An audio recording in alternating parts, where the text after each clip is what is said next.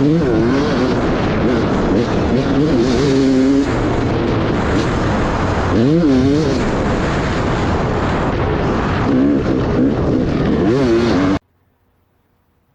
back to the shop, guys. I don't like redundant videos, but this one is not that. I have a follow-up on the VForce4X. Remember, I just did the review on these, and if you haven't seen the review, and the link will be in the description to the full review for that. But this is a follow-up, some additional information. As you know, in the review, I tested the reeds out at 74MX. 74MX is a track that it just likes power, likes a lot of power. And in that review, if you remember, I mentioned that these 4X with the spacer kind of produce a little, maybe a little bit less bottom end than the V3s or the 4X without the spacer. But on a track like that that requires a lot of power, you're typically not looking for bottom end power anyway. You're kind of looking for all the power you can, and you're staying more in the meat of the power. So bottom end really doesn't matter much when you're on a track like that. But the top, the upper mid and top was so strong that it felt great on that track. So this Saturday, yesterday I took the bike over to Moto Bros and Okeechobee. Now that track's different. That track is very tacky, and it's not as power demanding. And so that's where things kind of really just came to life with these reeds, right? So what feels like on a power demanding track, what feels like a lack of low end, on a track that has a lot of traction and you need good throttle control, it turns into great throttle control. These reeds were perfect in that environment. In a few minutes I'll show you some more GoPro footage, but I'm hoping that it captures how the bike has good throttle control coming out of a corner, mid-corner, rolling into it, good torque, and you'll see that I didn't have to use the clutch or anything. It just follows my hand. But then once I get the bike straight and get going down the straight, I can get the throttle, and it produces a really strong upper mid and top when I need the power. Both me and Dustin, we've kind of always had our complaint about the YZ250 two-stroke at that track. Every time you crack in the throttle mid-corner, the bike would overly respond and just hit very hard, kind of either do a wheelie or jumps your front wheel out of the line. And typically when I ride a track on this bike that it does that, I've learned throughout the years, you just use the clutch. And you can use the clutch to control your power delivery and kind of smoothing it out with the clutch. So when it's time to start applying throttle, you kind of use a little bit of clutch too, and just smoothing things out. But if you can get a bike where it follows your hand, if you can set the bike up where the throttle follows your hand perfectly, you don't have to use that clutch anymore. And that definitely frees things up and makes it smoother and easier. And I feel that's what the 4X did to this setup. Now, there are other ways to achieve this out of a YZ250. As you know, you can put on, a heavy flywheel weight, put a head that has like a lower compression ratio, basically detune the bike. But I don't want to detune the bike. I want to have maximum horsepower while still retaining throttle control. And that's a tough one to get on the YZ250, to get maximum horsepower and just good solid hit up in the power band, but yet still be very controllable down in the low RPMs when you need that technical control. And so I'm very excited that these have achieved. I believe these have brought that to this bike. That's a huge win for me, because it's not every day you stumble into something that is brings such a quality aspect to your bike. But that's what this did to my bike, and I'm just really excited about that. And I just had to share that with you guys.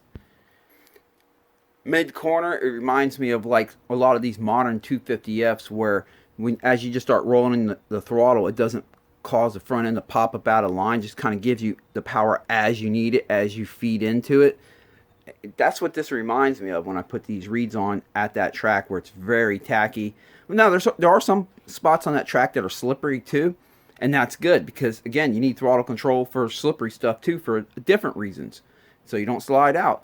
So the slippery part gave me the throttle control to control the bike, and then on the tacky parts, it also gave me throttle control to control the bike. Good torque, just good torque followed my hand. By the time I get out of the corner, I can really punch it and it just takes off. If for some reason the RPMs were a little bit too low on the exit of the corner, just a little touch of the clutch and boom, it's right there. Dustin, who pretty much has the same setup I have, the only difference between my bike and his bike really is the cylinder head. He's using one of the Apex heads where I use a custom head. But otherwise, they're pretty much the same setups. He's always had the same complaint that I had about the YZ250 at that track. I've heard him say that he enjoys his wife's 250F out there better because it would stay in the lines better, corner better, and he didn't have to fight all the wheelies and stuff mid-corner or coming out of corner nearly as much. And but he also is running the 4X with the spacer, and he came back yesterday reporting the same thing that I said, that it definitely brought a different life to the bike, good throttle control, good torque, and much more manageable. So that's why I'm making this video, because I think it's really important to cover that.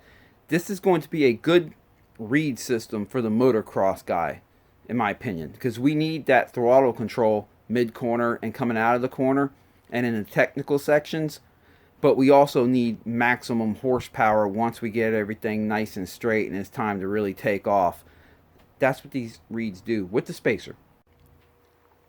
I'm about to end this video in a couple seconds here with some GoPro footage from yesterday. I'm hoping it really captured what I'm talking about, the great throttle control as well as really good acceleration once I really got into the throttle.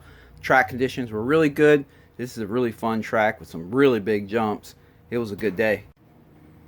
And I hope you guys are having a great Easter holiday today. This is the day the Lord has made. I will rejoice and be glad in it. I hope you guys are too. Enjoy the GoPro footage and catch you in the next video.